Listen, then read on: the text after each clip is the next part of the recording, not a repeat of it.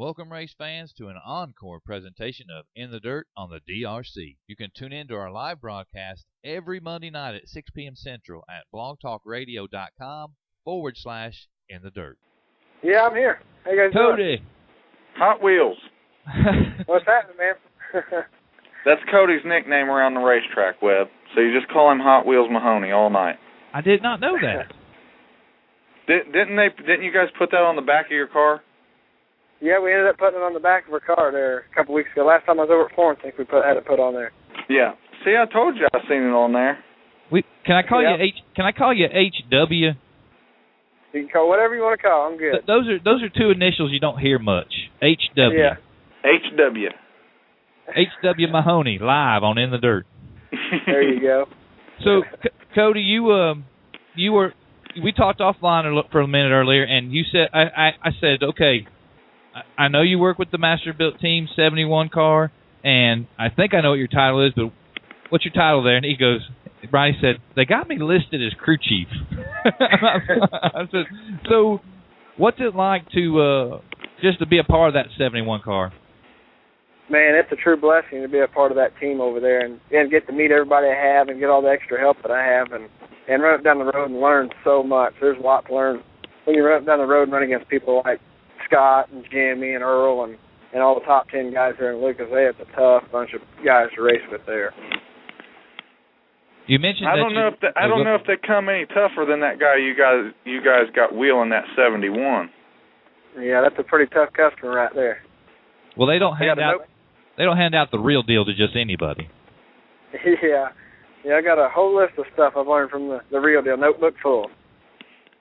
You've been running yourself since the early '90s. How did the relationship between yourself and Masters Built come about?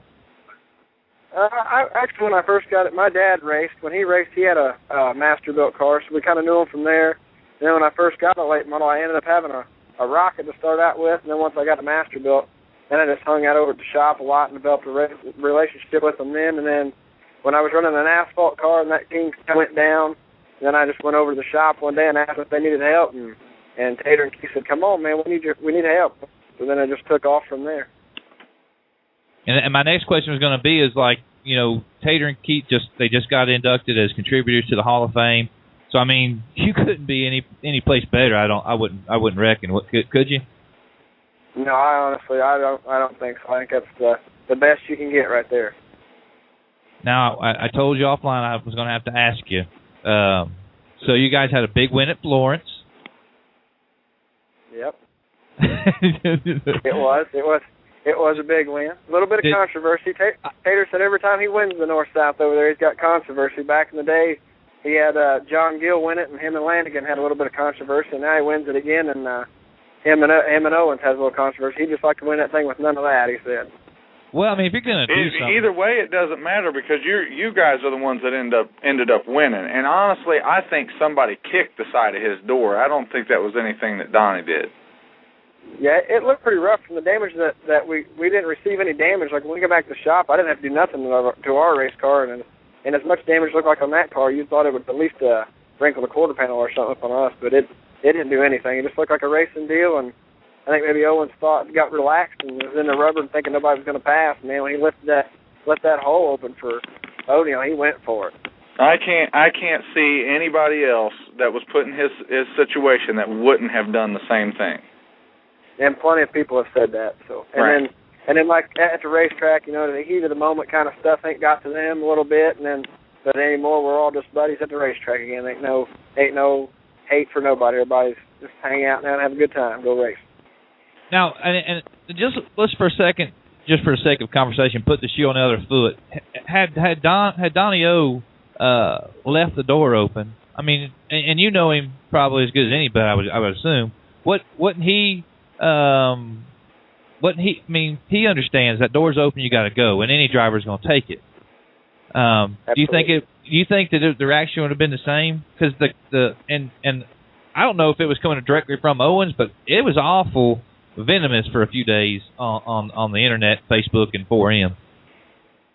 Yeah, I think O'Neal would have just took it as, man, I left the hole open, and he may have been a little upset with me not telling him that to close that hole up, because I'm the one that gets him the sign to the track. So I'd say I've been getting the butt chewing instead of somebody else. But I think the shoes on the other foot, he just took his second place and knew that he made a mistake and went on to the next race. So you caused it. You told him to go for it. Man, go for that hole. We got to get us a win here.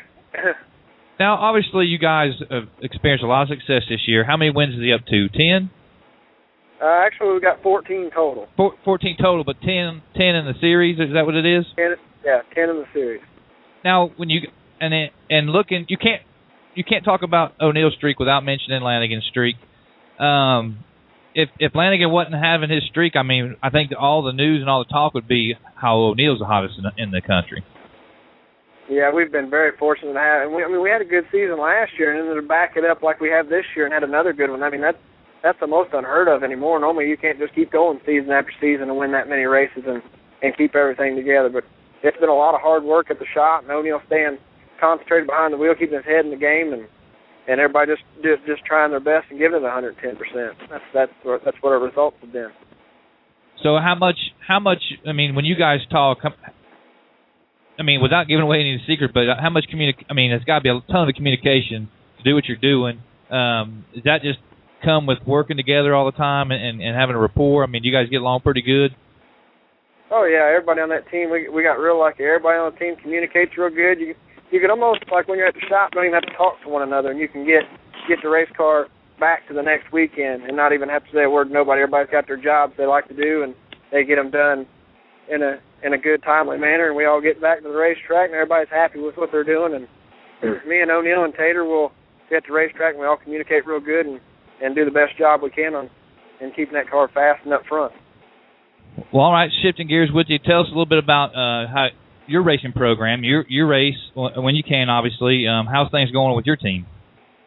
I think it's been going too bad this year. We've lucked out and won us a couple this year. We've run 8 times and won 2, so that ain't too bad for us. And we was hoping to get to run a couple more times this year, but it looks like with the Fall 50 at Florence we were planning on going to, it's scheduled the same time as the dirt track World Championship is, so I won't be able to attend that. And then it kind of depends on whether we run the Knoxville Nationals or whether O'Neill ends up driving Larry Morning stuff, whether we can go to Brush Creek and race the Billy Bob. So kind of up in the air whether we even get to race anymore this year.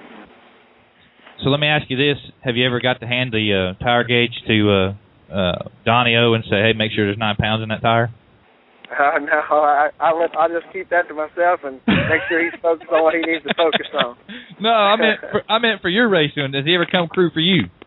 Oh no, we actually when I made the Summer National race there at Brownstown and he unfortunately missed the show there, we tried to get him to come down and give me signals. He put the gloves on and put that vest thing he likes me to wear so he can see me. And he acted like he would, but then when it comes time to do it, he waved it off. He said, "I'll just watch you," he said. Now, I can't remember the dude's last name, but and as soon as you say it, I'm going to remember it, so I feel almost dumb to mention. But Ron, okay, it's Ron White. You got to spend some time with Ron White? Yeah, we got to hang out with Ron White. That was pretty neat there at Eldora for the Prelude to the Dream. That was pretty cool. Didn't even expect to even see him there or anything. We was just messing around, and I heard this guy telling jokes behind us. We turned around. My God, that's Ron White. And him and Kurt Busch are really close buddies, seemed like. So he hung around there on the trail, on top of the trailer, and watched and hung out with us. Very down to earth guy. So you had tater and tater salad on the trailer. We did. That's how Kurt Busch introduced Tater to Ron White. He said, "Tater, here's tater salad." How they introduced to one another. It was pretty funny. So what was Ron White's impressions of dirt late models, and was it his first experience with them? I'm not real sure if it was his first experience, but I think he really likes it a lot. He said it was very interesting on what we can do with those race cars at those speeds on dirt, he said. Did he ever look at Tater and go, "It's going to be a good day, Tater"?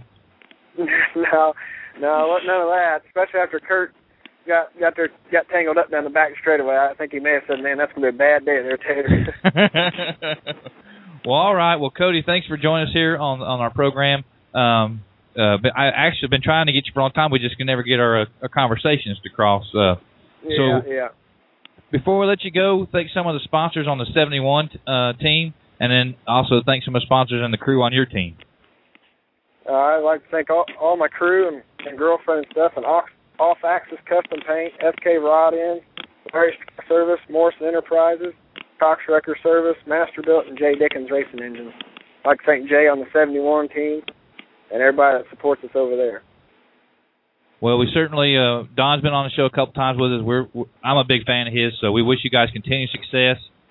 Maybe you guys pick up a few more wins, and who knows, maybe you guys can overtake Jimmy Owens and pass him clean so we don't have any controversy. There we go. Pass him clean, pass him dirty. It doesn't matter to me. I just want to see Donnie O winning. That's right. There we go. I'm with you on that one. Well, Cody, I appreciate it. We'll talk to you down the highway, brother. All right, thanks, guys.